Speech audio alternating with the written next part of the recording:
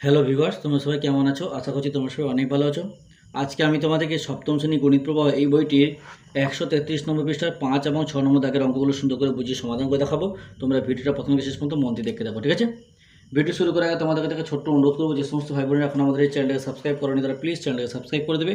আর যারা আগে থেকে সাবস্ক্রাইব করে রেখেছো তাদেরকে আমি অসংখ্য অসংখ্য ধন্যবাদ জানাচ্ছি। এর আগে যতগুলো পৃষ্ঠা রয়েছে আমি কিন্তু প্রত্যেকটা পৃষ্ঠা অঙ্কগুলো সুন্দর করে বুঝিয়ে সমাধান করে দিয়েছি।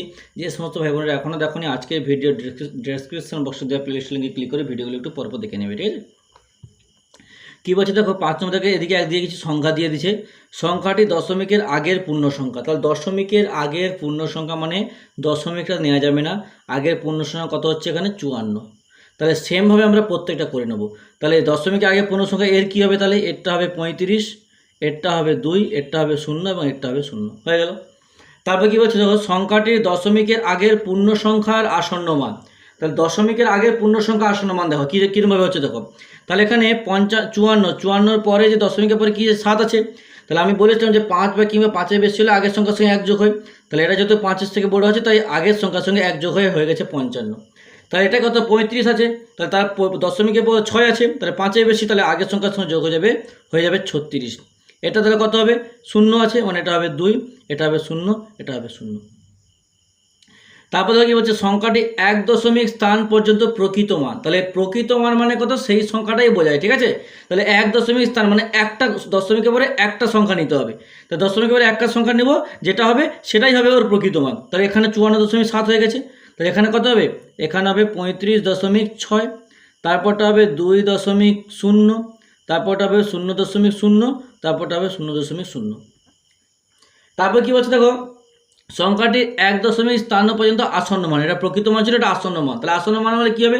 তাহলে দেখতে হবে আমাদের পরের সংখ্যাটা 5-এর থেকে বড় না ছোট। তাহলে এখানে দেখো 1 দশমিক স্থান পর্যন্ত মানে 7-এর পরে দেখতে হবে যে কী সংখ্যা আছে? 0। এটা 7-এর থেকে বড় না ছোট? 5-এর থেকে ছোট। তাহলে ওটা কী হবে? ওটা বসে যাবে 1 দশমিক স্থান পর্যন্ত বলেছে মানে দশমিকের পরে একটা ঘর নিতে হবে। তারপর দেখো 35.6 হয়ে যাবে। কেন না? 2 রয়েছে 6-এর পরে, 5-এর থেকে ছোট। তারপর দেওয়া হবে 2.0, তারপর হবে 0.0, এটা হবে 0.0। তারপর বলছে সংখ্যাটি 2 দশমিক স্থান পর্যন্ত প্রকৃত মান। এটা দেখো 2 দশমিক স্থান পর্যন্ত প্রকৃত মান বলেছে, মানে কি ওই সংখ্যাটাই হবে। 54.70 হয়ে গেল 2 দশমিক স্থান পর্যন্ত, যেটা থাকবে সেটাই হবে। তাহলে এটা কত হবে? এটা হবে 35.62, এটা হবে 2.00, এটা হবে 0.06, আর এটা হবে 0.00। 2 দশমিক স্থান পর্যন্ত আমি নিয়ে নিলাম। তারপর বলছে 2 দশমিক স্থান পর্যন্ত আসন্ন মান। তাহলে আসন্ন মান কত হবে? এখানে 54.70 হয়েছে, কারণ 3 নম্বর সংখ্যাটা যেহেতু 2 দশমিক সংখ্যা পর্যন্ত যখন বলবে দেখতে হবে আমাদের 3 নম্বর সংখ্যাটা ওই 3 নম্বর সংখ্যাটা 5-এর থেকে বড় না ছোট। তাহলে এখানে দেখো এখানে কত হবে? তাহলে 35.62 লিখবো, কিন্তু তার পরের সংখ্যা 6 রয়েছে, তাহলে হবে এটা হবে 3। তারপর দেখো 2.00, তারপর 0.06, তারপর 0.00। তারপর দেখো সংখ্যাটি 3 দশমিক স্থান পর্যন্ত প্রকৃত মান। তাহলে 3 দশমিক মানে 54.707, মানে দশমিকের পর 3 সংখ্যা নিতে হবে, নিয়ে নিচ্ছে। তবে এটা হবে কত? 35.627 হবে 2.001, কারণ 4 নম্বর সংখ্যাটা 5-এর থেকে বড় রয়েছে। তারপর হবে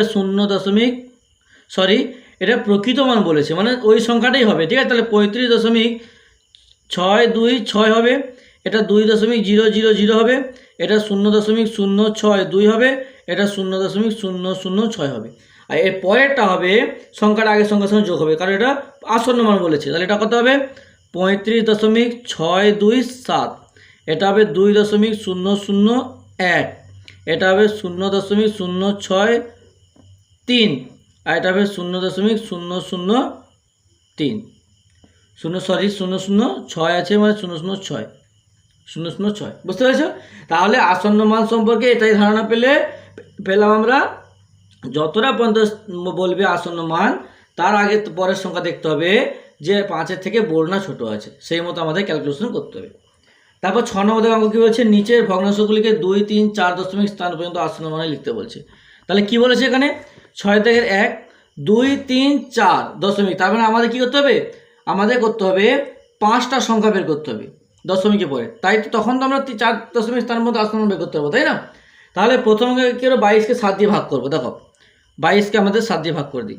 ভাগ করো, 7 3 21, 1 পাবো, দশমিক দিয়ে আমি 0 নিলাম, 7 4 28, সরি 7 1 7 হলে কত হচ্ছে 7 8 9 10, 3 3 দশমিকের জন্য একটা 0, 7 4 28, 2 আবার দশমিকের একটা 0, 7 8 7 7 দুগুণে 14, 14 বিয়োগ করলে কত হবে 6, দশমিকের জন্য আবার একটা 0, 7 8 56 বিয়োগ করলে 4, দশমিকের আবার 0, 7 5 35।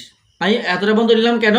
তাহলে আমি উত্তরটা কী পেলাম 2 3 দশমিক 1 4 2 8 5, এটা আমি পেলাম, ভাগ করে পেলাম, ঠিক আছে, যেটা নর্মাল ভাগ করবো তেমনই। এবার আমাদের কী করতে হবে, কী বলেছে, যেহেতু আমি এখানে 4 দশমিক পর্যন্ত বলেছে, তাই আমি কি দশমিক পর 5টা সংখ্যায় কাজ করেছি। কেন না 4 দশমিক যখন লিখতে হবে দেখতে হবে যে পরের সংখ্যা কী রয়েছে।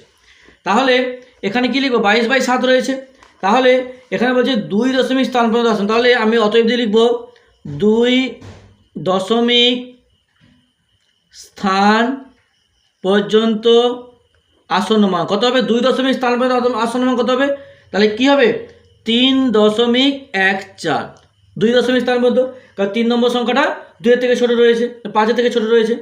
তারপর দেখো 3 দশমিক স্থান পর্যন্ত আসন্ন মান, তাহলে কী হবে এটা 3.143 হবে, কেন না 4 নম্বর সংখ্যাটা 5 এর থেকে বড়। তারপর 4 দশমিক এরকম করে একইভাবে লিখবে, 4 দশমিক স্থান পর্যন্ত আসন্ন মান হবে কত 3.1429, 9 কেন হয়ে গেল, কারণ 5 নম্বর সংখ্যাটা 5 এর থেকে 5 এর সমান রয়েছে। তারপর দেখো নিচের ভগ্নাংশগুলিকে বলছে 2 নম্বর দাগের 3/14, 2 নম্বর দাগের কত রয়েছে 3/14, তাহলে আমাদের কী করতে হবে 3কে 14 দিয়ে ভাগ করতে হবে, তাহলে 3কে আমি 14 দিয়ে ভাগ করে দেবো, ভাগ যাবে না, দশমিক দিয়ে একটা 0 নিয়ে নিলাম, তাহলে ভাগ করো, 14 একে 14, 14 দুগুণে 28, 28 পেলাম, বিয়োগ করলে 2 0, আবার 14 একে 14, 14 একে 14 হলো, আবার 14 একে 14 হয়ে গেল। তারপর দেখো আমি 14 একে 14 6 হবে, বিয়োগ করলে আবার 0, 14 একে 14, 14 আর 14 পেলে 14 4 56, তাহলে 14 4 56 বিয়োগ করলে 4, আবার 0, 14 আর 14 পেলে 14 4 56, 14 5 14 একে 14, 14 আর 14 42, বেশি আছে, তা 14 দুগুণে 28 বিয়োগ করলে কত হবে 2 এখানে 1 12, আবার 0, ঠিক আছে। তাহলে কটা সংখ্যা পেলাম আমি, এখানে পেয়ে গেলাম আমি 2 এর পরে 2 1 4 2, এরপরে দেখে নেব কত দিয়ে যাচ্ছে 14 5 5 4 20, 20 0, হাতে দিয়ে 5 6 7, কত 14 5 70 পেয়েছে, ঠিক আছে। তাহলে দেখতে হবে 14 8 8 4 32, 3 10 2, হাতে 3, 8 1 9 10 11, 112 হচ্ছে, তাহলে 14 8 112 আমি নিয়ে নেব, নিলে কত হবে 8, আর নেব না কারণ দশমিকের আমার 5টা সংখ্যা হয়ে গেছে।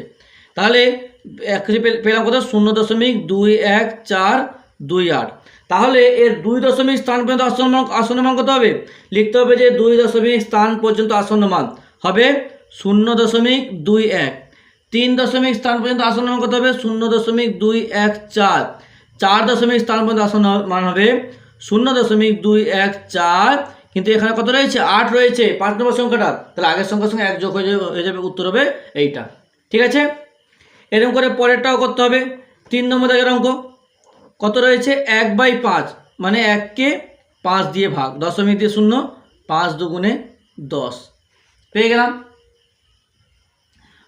5 দুগুণে 10 হলো, আবার 0, 5 0 0, আবার 0 0, এটা পরপর কিন্তু 0 থেকে যাবে, তাহলে আমাদের 2 দশমিক স্থান পর্যন্ত আসন্ন মান কত হবে 0.2, 3 দশমিক স্থান পর্যন্ত আসন্ন মান কত হবে 0.20, 4 দশমিক স্থান পর্যন্ত আসন্ন 0.200। তারপর দেখো 5 নম্বর দাগের অঙ্ক, 4 নম্বর দাগের অঙ্ক 6 এর 4 নম্বর দাগের অঙ্ক কত রয়েছে 47কে 57, মানে 47কে আমাদেরকে 47কে কী করতে হবে না 57 দিয়ে ভাগ করতে হবে, 47কে 57 দিয়ে ভাগ করো, দশমিক দিয়ে আমি একটা 0 নিয়ে নেব, নিলাম, 57কে 8 দিয়ে করলে 456 হচ্ছে, বিয়োগ করলে 114, আবার 40 নিলাম, ঠিক আছে। তাহলে 57কে 2 দিয়ে গুণ করলে হবে 114 হলো, আমি পেলাম 26, আবার 0 নিলাম, 57কে 4 দিয়ে গুণ করো, 4 দিয়ে গুণ করলে পাবো 228, ঠিক আছে, পেলাম 32, আবার শূন্য নিলাম। আবার দেখো 5 দিয়ে গুণ করো, 5 দিয়ে গুণ করলে হয়ে যাবে 285, 350 পাবো। আবার দেখো 6 দিয়ে গুণ করো, 6 দিয়ে গুণ করলে পেয়ে যাবো 342, বিয়োগ করলে 8 0। তাহলে আর নেব না, এতটাই আমি পেলাম। তো তোমরা জাস্ট গুণ করে করে দেখে নেবে, এটা আমি চটপট করে দিলাম, কিন্তু গুণ করে করে দেখবে। কী করে বুঝবে? 57কে 2 দিয়ে গুণ করবে, 57কে 3 দিয়ে, তার কারণ 57 নাম তো আমরা কেউ জানি না, তাই না? তাহলে এখানে আমি কত পেলাম? 0.08245 এটা আমি উত্তর পেলাম। তাহলে এর কি বলেছিল? 2, 3, 4 দশমিক স্থান পর্যন্ত আসন্ন। তাহলে 2 দশমিক স্থান পর্যন্ত আসন্ন কত হবে? 0 দশমিক, মানে কি দশমিক পর দুটো সংখ্যা নিতে হবে, 8 2। 3 দশমিক স্থান পর্যন্ত আসন্ন কত হবে? 0.82। 3 নম্বর সংখ্যা যখন করবো, দশমিক পর্যন্ত আসন্ন যখন নেবো, 4 নম্বর সংখ্যাটা দেখবো কত রয়েছে, 5 থেকে 5 কিংবা 5 থেকে বড় রয়েছে, 5-এর সমান রয়েছে। তাহলে অ্যান্সার হবে, তার আগের সংখ্যার সঙ্গে 1 যোগ হয়ে হবে 5। 4 নম্বর দশমিক পর্যন্ত স্থান হবে 0.8246, কারণ এটা ওটা 5 থেকে বেশি রয়েছে। বুঝতে পেরেছ?